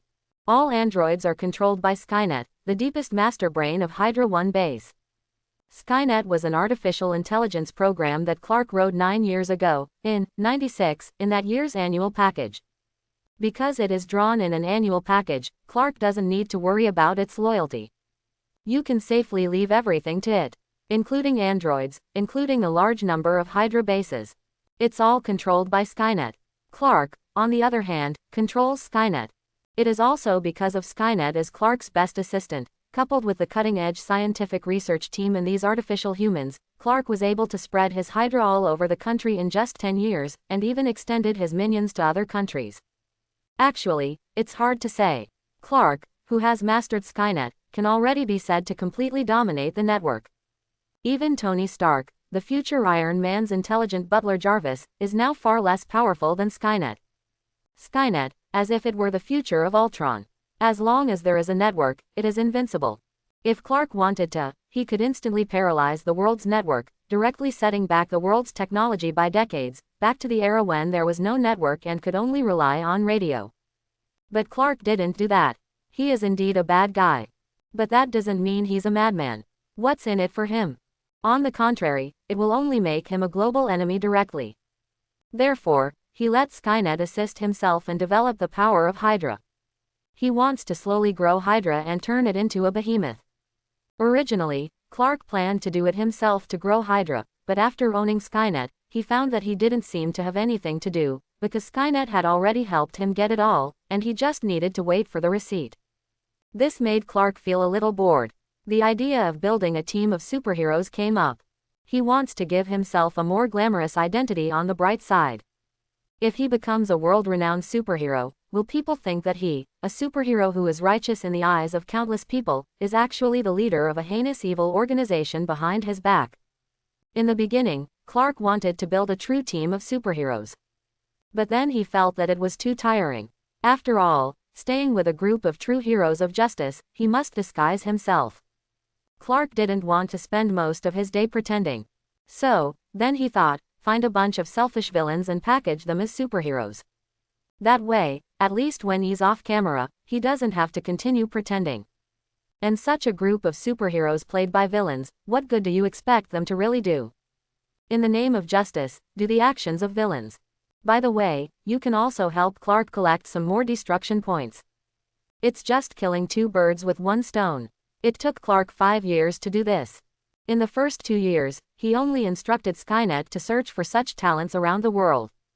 Over the next 3 years, he officially began the plan. The first step is to present yourself as a successful person, a talented teenager. Then make people familiar with the existence of these superheroes and become fans of these superheroes. Only in this way, preconceived, will they better accept the existence of these superheroes and will not see them as a threat. Otherwise, it will evolve into a mutant situation. However, this is not enough. Clark had to show his muscles, otherwise the authorities would not have allowed such a group of outliers as them to exist openly. Only by showing the power to make the official fearful, Clark was able to really build this team, and not let them turn into official thugs. Similar to the Avengers in the future, it will be controlled by a group of officials above, which does not fit Clark's ideas. In 5 years, Clark did a lot of things. He traveled the world, Skynet helped, he drew dozens of comics, professional OEM, he invested money, or Skynet made friends with celebrities, every day busy in the middle of the night to rest how many people. In this way, he finally waited for this day. Finally, it's time for the flowers to blossom and bear fruit. Hereby, with a metal door opening, Clark met his team. Hello, speaker. The group of people who were still chatting just now quickly stopped and said hello loudly. In the face of Clark, they did not dare to be the slightest bit disrespectful. Even a villain like Carl, who has extremely powerful special abilities, is as well behaved as a pug when facing Clark. Tidy up your clothes and see what you look like now. Clark frowned and reprimanded. Several uniforms were a little crooked, and they were quickly sorted out and restored to their neatness. There are still a few hours before the press conference, you guys will review your lines, and if anyone dares to make a mistake, they don't have to stay on this team, understand? Understood, speaker. Everyone responded loudly, and sweat broke out on several of their foreheads. Clark nodded slightly, following and looking at one of them. Queen of Tides, come with me. He turned and walked to one of the rooms inside. Click. The Queen of Tides came in and closed the door. Speaker, what are you looking for me for? Don't be nervous, sit down and say. After Clark sat down, he pointed to the position in front of her and asked her to sit down. The Queen of Tides sat down with some apprehension. The title queen in front of her, with beautiful sea blue long hair, 3-dimensional facial features, and a figure that can be called bumpy, is a standard Western beauty. Clark had no interest in her, though. On the one hand, he knew that the private life of the title queen was rather chaotic. Just with the group of guys outside, there are several unclear relationships. Clark, on the other hand, doesn't like to have emotional entanglements with his tool men, which will affect his judgment. Of course, the most important thing is the first point. The second point is only secondary. There's nothing else to call you in alone, just to tell you that a little boy will come to you for an autograph later. That's my brother, remember to pretend to be a little, don't expose your nature. Clark instructed. Hearing that he had not made any mistake and wanted to punish himself, the Queen of Tides was also secretly relieved. Don't worry, speaker, I'm the best at acting, and I won't let your brother see anything wrong. The Queen of Tides said confidently. In terms of fighting, she may be a little weaker, but when it comes to acting, she is confident that she will never lose to other women. Well, you know, just get out. The title queen nodded, got up and went out. At 1 p.m., Kent Pictures press conference site. A large number of reporters have arrived here early, set up their own polls, and some female reporters are still sorting out their appearances in the mirror, and their eyes are looking at the door of the venue from time to time. 1 o'clock sharp. The doors of the venue opened. Clark led people into the venue. Hundreds of gazes fell on his body in unison, moving with his steps. Clark still has a kind smile on his face, giving people a feeling like a spring breeze, and people subconsciously can't help but feel good about him. Walk to the front of the venue. Clark waved for everyone to sit down. Everyone, I think everyone is very curious what kind of heavy news I will announce today. Dozens of cameras were pointed at him, and the footage was broadcast live to thousands of households. Clark's gaze swept and he saw a familiar figure in the crowd. He smiled and nodded at the other person, said hello and continued to talk. Coulson, along with several SHIELD agents, stood on one side of the venue. He looked at the man in front of him wearing the uniform of the Protector Superman with a confident smile on his face, and he couldn't help but sigh in his heart. He himself is a fan of Superman. He is naturally happy to have a superhero like Superman who protects the country appear in reality. But at the same time, as a level 8 agent of SHIELD, his duties tell him that he must calmly analyze the situation of the other party, and cannot conclude that the other party will not cause harm to this society because of his private feelings. Behind him, several SHIELD agents, with meticulous expressions on their faces and wearing sunglasses, could not see the change in their eyes. These are the elites selected by Coulson. He didn't want his subordinates to show any humiliating behavior when he faced Superman Protector. That would not only damage their reputation with SHIELD, but also affect his next work. However, what kind of major news does the Protector want to announce? Coulson thought to himself. Clark on stage has already said a lot at length. But that doesn't get to the point. What is described is also some of the security aspects of today's society. However, Clark's telling is lively and interesting, and the proportions are interspersed with small jokes, which will not make people feel bored. Finally, 10 minutes later, Clark got to the point of today. We now live in a society with so many security risks, people are under threat from the dark side of the world all the time, and although we have police guarding every city, we have to admit that they have limited ability to do certain things. So, I had an idea.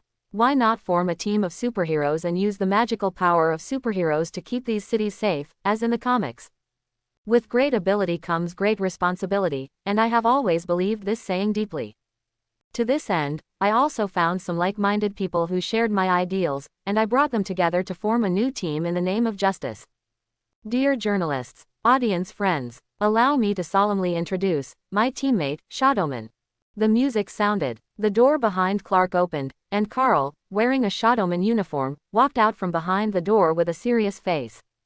Oh my God, it's Shadowman. It turns out that there is more than one superhero in this world. Shadowman, I'm a fan of yours. I love you. Shadowman, look here. The reporters at the scene, including those from all walks of life who were invited to come, were constantly exclaiming. They had thought that Superman would announce 10 major events. But they didn't expect that Superman would bring them more superheroes. This is really surprising. What a surprise. Hearing the exclamations and screams from the audience, Carl couldn't help but feel a little excited in his heart. He couldn't remember how long it had been since he enjoyed the feeling of being embraced by everyone. In the past, when he was a boxer, he used to have such treatment. Of course, it is far from the extent it is now. But since he became a fugitive, every day is like a rat crossing the street. What flowers, applause, cheers. That can only exist in memories. I must seize this opportunity. Single quote. Carl swore silently in his heart. It was Clark who gave him the chance to start over. He vowed that he would cherish all this. I, Shadowman, will represent justice and guard the peace of this city in the darkness of the night. With Carl's statement, there was another cheer below. Clark smiled and nodded, letting Carl stand aside. Next, there is another teammate of mine, Crimson Storm. Crimson Storm, dressed in a red uniform and with a kind smile on his face, walked out from behind the door. It's Crimson Storm. I've read his comics, and he's able to create storms with his hands. Another superhero. Oh, my God, how many superheroes are coming out today? Great, I suddenly feel that the city has become a lot safer. With these superheroes around, who dares to commit a crime? Long live superheroes. Long live the Protector Superman. There was another round of cheers from the audience. This is not only because they saw these superheroes in the comics come into reality today, but also because with the existence of these superheroes, their lives will become safer in the future. Free Milliken, shootouts every day. It's not just a joke. It is a portrayal of real life. Especially journalists like them often go in and out of some of the more dangerous places, and many of these journalists present have personally experienced that kind of thing. The reason why they have survived to this day is on the one hand because they are smart enough, and on the other hand, it is also due to luck. If they hadn't had good enough luck, they would have been buried in the cemetery just like their dead colleagues.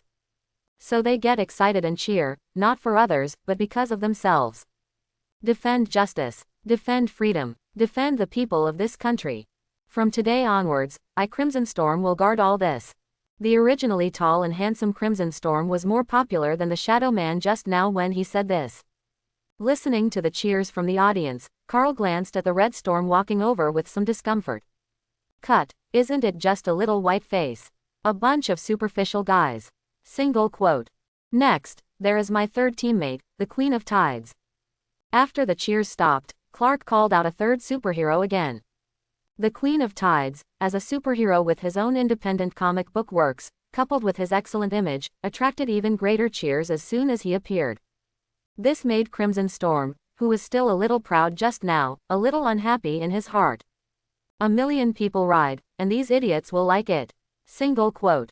The Tide Queen who appeared slowly walked to the front of the stage with cat steps. She is wearing a tight uniform, and the large V design on the front and back highlights her figure. This made the male companions in the audience cheer. Although the two superheroes in front of them also like it, in the end they are both men, purely because they like it because of their superhero status, but the title queen in front of them is different. She is not only a superhero, but also a big beauty. What guy doesn't like a beautiful woman? Unless it's a problem with orientation. Otherwise, even a dedicated man will subconsciously feel good when he sees beautiful women. It's not about morality or anything. It is purely the attraction of the opposite gender between living things, which comes instinctively. I will use my abilities to defend this city, this country, to protect you. The Queen of Tides opened her arms, and two streams of water swirled above her palms, making a rumbling sound of water. In the audience, the cheers of the people became even more enthusiastic. Seeing this, Carl and Crimson Storm secretly pouted. They also wanted to add drama to themselves when they appeared, but Carl forgot about it because he was a little excited. And Crimson Storm is purely his own ability is not suitable for performance, and he cannot add drama to himself. This woman is quite smart. Clark looked at the Queen of Tides, who added drama to herself, and did not feel displeased by this. On the contrary, he admired her very much. Of course, if the drama is added, Clark will appreciate it. But if it's self-defeating, that's a very different situation. With the appearance of the Queen of Tides and other members of the Justice League also appeared one after another under Clark's introduction. Whenever a well-known superhero appears, these people below can't help but exclaim. However, if you see this kind of thing more, you will have an extra layer of immunity psychologically. So by the time the last two superheroes appeared, the enthusiasm was not as good as before. This made the two superheroes who were arranged at the end a little unhappy. However, they were unhappy, but they did not dare to show the slightest. After all, they don't want to leave this beautiful world forever. They had all seen Clark's cruel methods. I remember that 2 years ago, there was a reserve member who should not be willing to stay in the base for training, so he thought of using his ability to sneak out. As a result, the man did not run far when he was captured by Clark. That time, Clark tore the guy in half in front of all of them. They still have nightmares in the middle of the night, dreaming about that scene. Moreover, it is not for nothing that they are placed behind. The entire Justice League team, excluding Clark, the speaker, has a total of 8 members. And the ability of the 2 of them is at the bottom. Competency determines treatment. That's what Clark has always emphasized. If your ability is not good, you will naturally not be given preferential treatment. Vice versa. Just like Carl, people are strong, and they have a very good attitude when training, never cause Clark any trouble, and naturally get more preferential treatment. Or like the Queen of Tides. Although the strength of the people is not very strong. But people have to be beautiful. It is also an intangible asset. You know, among the many superheroes in the comics, the popularity of the Queen of Titles has always been in the top 3. Popularity is the strength of others. After all, the greatest purpose of their existence is to make money for Clark. At the same time, it is also making money for themselves. And to a certain extent, popularity means money. You are not popular, who will go to see your movie? Who will buy your peripherals? This is a very real problem. They are also not fools, how can they not understand? However, I understand it, but I am still a little unconvinced in my heart. Everyone, I am here to officially announce, the Justice League has been formed from today. Clark walked to the front, and behind him were 8 original members of the Justice League. Everyone was holding their heads high and their faces were shining with confidence. These 8 superheroes behind me will do their best to protect this city, this country. Please trust us too. Support us. Everything, for justice. For justice. 8 superheroes chanted. Countless flashing lights flickered, recording this memorable moment. Okay, now it's the question session. If you want to ask a question, you can raise your hand. As soon as Clark finished speaking, the group of people below raised their hands. This lady, what's wrong with you? Clark picked one at random. Hello Superman Protector, may I ask what you set up the Justice League for? Do you want to get official recognition and become a special department? The other party immediately asked a rather pointed question. However, Clark was prepared. Like I said before, it's all about justice. I was born in this country, I grew up in this country, I have experienced many difficulties that ordinary people will encounter in life, and I want to help those people, not to be in the limelight, not to become famous, just because I have such an ability, I want to help them. As this lady said, is it to be officially recognized? Of course, it's best to be recognized. But I never wanted to be an official institution. We guys don't come together for our own benefit, we just want to bring some change to this society, to make it better, that's all. Clark's words won applause from the crowd below. Then he asked a male reporter to ask questions. I want to ask the Queen of Tides, do you have a boyfriend? The surrounding reporters cast disdainful glances at this man, but this person didn't care at all, he just looked at the title queen with an excited face, waiting for an answer. Nope. The title queen shook her head with a smile and said. Her smile made the male reporter below almost confess on the spot excitedly. Fortunately, he still had a trace of sanity and did not do such a stupid thing. Okay, next. Clark was also laughing and crying at the male reporter's question. He thought that the other party might ask some very sharp questions, but he didn't expect it to be such a bloody question. He even felt that this guy might be fired directly after he went back later. Hello Superman Protector, I would like to ask, these superheroes behind you, including yourself, how did your abilities come from? The reporter who Clark pointed out asked another question that everyone wanted to know. For this kind of question, Clark was prepared. If you are asking me personally, then I can only say that even I don't know how my ability came from, because I discovered from a very young age that I was different from the people around me. Everything is just like I drew in the comics, and all I can say is that this is probably my innate ability. As for these teammates of mine, some of their abilities came from accidents, and they have touched certain chemical items, which has caused strange changes in their bodies. Others are exposed to certain substances in nature that cannot be explained by today's science, and thus have the current ability.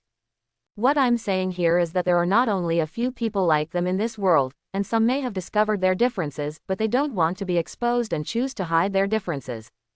And some, you may not even have discovered it yourself. Here, I want to appeal to all friends with special abilities. If you wish, the door of the Justice League will always be open for you. As long as you have justice in your hearts. As long as you want to help others. Justice League, you are always welcome to join. In the audience, there was another round of thunderous applause. When the applause was over, Clark ordered another reporter. Hello Superman, since you said that your ability is innate, will you not be an Earthling, but from an alien planet like in the comics? The reporter's question aroused a lot of discussion. I can't agree with that.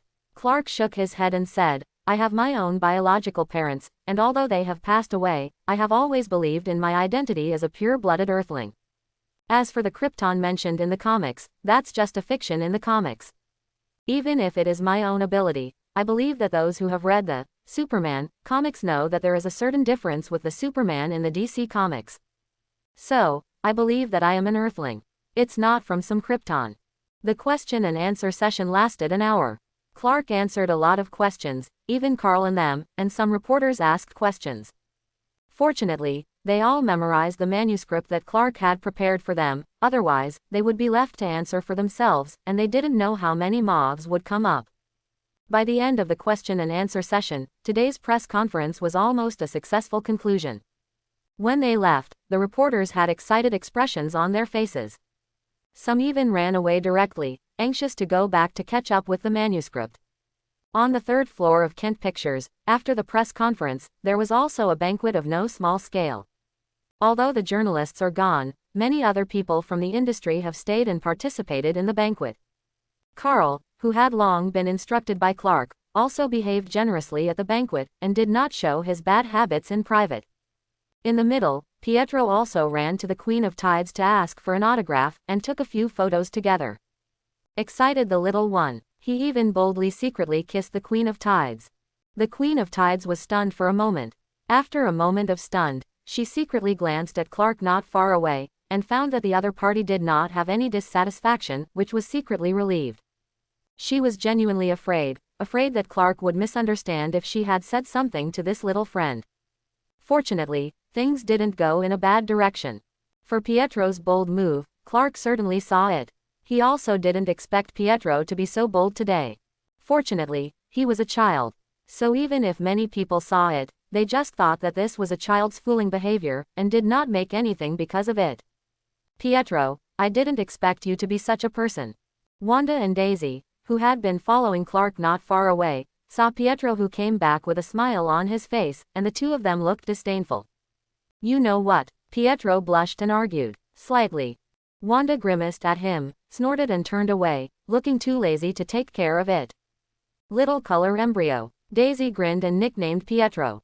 This made Pietro embarrassed, but he couldn't beat Daisy, so he could only puff out his cheeks angrily. Hello, Mr. Kent, my name is Coulson, and I'm from the Homeland Strategic Defense Attack and Logistics Support Agency. Oh, hello, Mr. Coulson. Clark looked at each other. Coulson deserves to be the setting of Marvel's good old man. As soon as I saw his face, it gave people a feeling of intimacy. It's as if there's a voice in your heart telling you that the person in front of you is trustworthy. But Clark wouldn't be deceived by his appearance. People are also an agent. Moreover, it is not right to take people by their appearance. Can you talk about it? Coulson asked. Of course. Clark nodded, but can I ask Mr. Coulson about this Homeland Strategic Defense Attack and Logistics Support Agency, what exactly does it do? Coulson looked at him with some surprise. This was the first time he had met someone who had memorized the name of their department after only saying it himself. To be precise, we mainly deal with some supernatural events and terrorist organizations that harm the international community. Then it seems that I belong to the former. Clark smiled and said. I'd like to believe, Mr. Kent, that you're on our side. Coulson said, but I still have some things here that I need to consult with you, Mr. Kent. No problem, just ask. Clark behaved generously. Mr. Kent, is this Justice League you founded planning to just be active in New York NU? Of course, I will send my teammates to other cities to work in pairs to guard several nearby cities. Clark replied. Coulson nodded and wrote down the message. So, I mean if one day, we need to tap into the power of Mr. Kent, your Justice League, will you be willing to help? It depends on the specifics. Clark replied, if it is a matter of justice, we are naturally obliged. But if it is only to satisfy some of the selfish desires of the individual, then we will not give any help. Coulson nodded again, then continued to ask. Last question, if we want Mr. Kent and those of your teammates to register their superpowers, would you like it? How do I register? Clark asked. It's filling out a form and then recording the blood sample fingerprints and these things, Coulson said. If that's the case, the form can be filled out, but the blood fingerprints, I don't think my teammates will agree, it involves their privacy, and it seems that this behavior should only be done when dealing with prisoners. Clark shook his head and righteously rejected Coulson's proposal. Well, I'm done with my questions. Coulson didn't seem to be surprised by this answer. In fact, I personally support Mr. Kent's approach. The world does need a team of superheroes, and I hope that Mr. Kent can help more people. It's our responsibility, Clark said. The two chatted a little more, and Coulson left with someone. Superpower registration, huh? Clark was not at all surprised that S.H.I.E.L.D. would come up with such a plan. In fact, S.H.I.E.L.D. has always done this. In the TV series S.H.I.E.L.D. agents, those Inhumans and others with superpowers but little harm to society are registered with S.H.I.E.L.D. Like criminals released on parole, they are watched by S.H.I.E.L.D. If they break the rules set by S.H.I.E.L.D., they will be severely punished. The main purpose of Coulson's coming over today is to confirm Clark's attitude, and the other is to tell them that there is an organization in this world that governs these superpowers. That's a warning, but it's not a warning. The main thing is that the strength of Clark's side is too strong, and S.H.I.E.L.D. does not dare to show too strong. Not even a little stronger. You can only express your intentions in a tactful way. This is obviously very different from their previous style of doing things. Clark didn't care about this warning from S.H.I.E.L.D. He knew exactly what kind of organization S.H.I.E.L.D. was. An organization that has been infiltrated by Hydra. There is nothing to be ashamed of. Until Captain Marvel returns, before the Avengers are formed, S.H.I.E.L.D. is nothing in Clark's eyes. Maybe next time you can find an opportunity to cause some trouble for S.H.I.E.L.D. Clark thought to himself. Destroying several bases of S.H.I.E.L.D. should be able to get a lot of destruction points. Over the years, Clark has earned a lot of destruction points. But he also found a problem. That is the general destruction event, and as you go further back, the less damage points you can get. It's like when he was a child, he could get 2 or 3 points by letting a random hand go down to graffiti, destroy a small public facility or something. And now, this behavior will not get even half a point. However, if it involves S.H.I.E.L.D., Hydra, Avengers, and other organizations that have far-reaching influence in this world, even if it is just to kill a random agent and break the door of S.H.I.E.L.D. headquarters, will be rewarded with certain points. That's why Clark now rarely instructs his Hydra to do seemingly boring acts of sabotage. However, the existence of Hydra still brings him a lot of destruction point income every day. Hydra members throughout the country, plus several branches abroad. Under Clark's remote command, under Skynet's supervision. Every now and then, there will be some big moves. For example, testing new weapons in such and such a place, or supporting an organization in such and such a place, and so on. Actions like this with a large impact can still earn a certain amount of destruction points. There were even a few occasions when Clark's Hydra collided with other Hydras, and there were several fierce clashes between the two sides. During that time, Clark also received a large amount of destruction points. After destroying several old Hydra bases, the other party also realized the strength of this Hydra organization that appeared out of nowhere. Later, the two sides did not have such a conflict again, but there were several good cooperation after that. It can also be regarded as a recognition of Clark's orthodox status of this Hydra. At present, the division has a total of 6 Hydra forces around the world. Clark's Hydra counts as one of them. The other is the Hydra lurking inside S.H.I.E.L.D., headed by Pierce. There are also Lady Viper overseas, and Hydra under Baron Strack. These are 2 again. Then there are those who also operate in the United States, with Whitehall and Gideon. 2 Hydras headed by Malik. In addition to the main forces of these 6 Hydras, there are some other Hydra forces around the world, but these Hydra forces basically do not become any climate, there is no need to worry. And among these 6 Hydra forces, at present, the most powerful is Gideon's side. Gideon is the elder of Hydra and has a high status within Hydra. His life's goal is to welcome back the Hive of Hydra's original leader. Hydra's history dates back a long time, when the Hive was their first leader, but because of its great abilities, he was banished to a distant planet and never returned to Earth. Since then, Hydra has undergone several generations of succession. It was not until World War II that it evolved into today's Hydra. And the reason why Gideon wanted to welcome back the original leader of Hydra was certainly not because of how much he admired the original leader. In fact, he was always just for himself. He learned of the existence of the original leader from some documents, and in a follow-up investigation, confirmed the location of the planet where the original leader was banished. He has always wanted to welcome the return of the Hive, but only to be able to obtain eternal life. The older a person is, the more afraid he is of death. Gideon is a representative of this sentence. He is already old, and half of his old feet have already stepped into the coffin. He doesn't want to lose everything he has in front of him, and like all those in power, he wants to have control of that power. So, he wants eternal life. Only eternal life can enjoy eternal power. Gideon paid a lot of price in order to achieve immortality, and in the original plot, he even sacrificed his own daughter. Similar to Gideon, there is Walter Hall. This Hydra elder is also in pursuit of powerful power. In fact, his research goals are similar to Gideon's. The Hive was one of the early Inhumans, and the object of Whitehall's research is the obelisk that can awaken the abilities of the Inhumans. These two are the more outliers among Hydra.